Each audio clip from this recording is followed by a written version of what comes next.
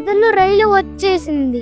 ఈ రైలు రోజు ఒక కొత్త కథను వివిధ రకాల పాత్రలతో మీకోసం తీసుకొని వస్తుంది.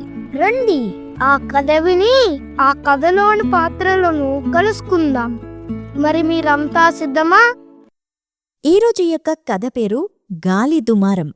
ఈ కథను సునీత లోహియా రాశారు. దీన్ని తెలుగులో జగన్నాథ్ అనువదించారు. గుర్తుంది కదా? కథను శ్రద్ధగా వినాలి. విన్న తర్వాత ఖచ్చితంగా కథపైన సంభాషణ చేయాలి.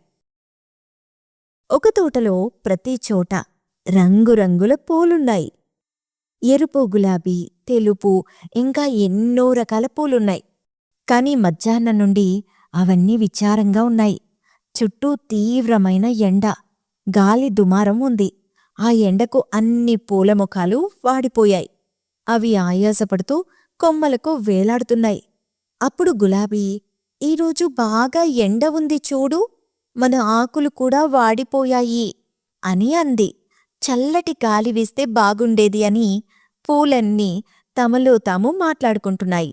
అప్పుడు మర్రి చెట్టు, చూడండి, చల్లని గాలి వస్తుంది అని అన్నది. వెంటనే చల్లటి గాలి వేగంగా వీచడం ప్రారంభించింది. తోటలోని పూలన్నీ గాలికి రెపరెపలాడాయి. పూలన్నీ వికసించాయి. పూలతో పాటు చెట్ల కొమ్మలు, మొక్కలు కూడా గాలికి ఊగడం ప్రారంభించాయి. అయితే పిల్లలు, ఈ కథలో మీకు ఏం నచ్చింది? కథలో పూలన్నీ ఒకదానితో ఒకటి ఏం మాట్లాడుకున్నాయి? వాడిపోయిన తర్వాత పూలు మనకు ఎలా కనిపిస్తాయి? తోటలో పూలు కాకుండా ఇతర మొక్కలు ఏమేముంటాయో ఆలోచించండి. ఎండలు ఏ నెలలో ఎక్కువగా ఉంటాయి?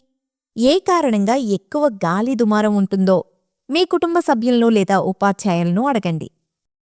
మీరు కథను శ్రద్ధగా విన్నారు కాబట్టి ఇప్పుడు మీకు ఇష్టమైన పువ్వు యొక్క చిత్రాన్ని గీయండి మరియు దానికి రంగులు వెయ్యండి. ఈ పువ్వు గురించి ఒక చిన్న పద్యం లేదా కథ రాసి ఇంట్లో అందరికీ చెప్పండి. మరియు మాకు కూడా ఫోటో తీసి పంపండి. మరొక కొత్త మరియు సరదా కథతో రేపు మళ్ళీ కలుద్దాం.